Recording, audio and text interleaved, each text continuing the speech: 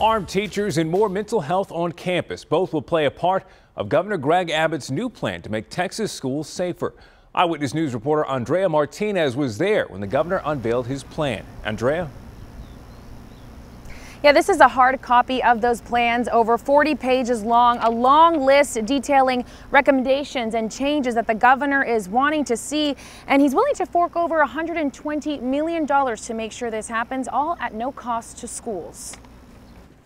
Arming teachers, active shooter training, and more mental health intervention. Those are just a few of the initiatives detailed in Governor Greg Abbott's School and Firearms Safety Action Plan. It's a plan in response to the school shooting in Santa Fe, and the list the governor and his team came up with after a series of roundtable discussions with pro and anti-gun groups, teachers, students, and shooting survivors. We share with these students and with these victims a very common bond, and that is we want, in fact, we demand action to prevent another shooting like what happened at Santa Fe High School.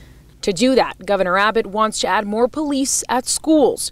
That includes school marshals or armed and trained teachers. He also called for fewer school entrances and exits, making it easier to control who gets in. Then there's a recommendation for active shooter alarm systems, very different from regular fire alarms. The governor also wants students to report suspicious activity using apps like the iWatch Texas app. The governor also mentioned the Santa Fe shooter's age, which under Texas law allowed him to obtain guns from his dad at age 17. Changing the definition of child to include children of the age 17 and younger would promote safer storage of firearms. My recommendations also include that gun owners report when their firearms are lost or stolen. Reporting stolen firearms makes it easier for law enforcement to be able to identify firearms that are possessed by criminals.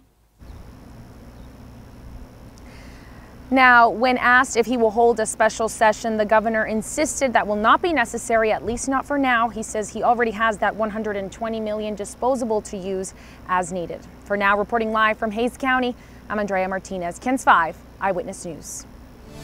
Andrea, thank you. Texas Democratic Party Chair Gilberto Hinojosa issued the following statement in response to Governor Abbott's plan. Nothing in Abbott's plan addresses the reality that it is too easy for a weapon to end up in the hands of someone wanting to cause harm. Texans demand real action, and they deserve more than turning our schools into forts and training teachers to be locked and loaded.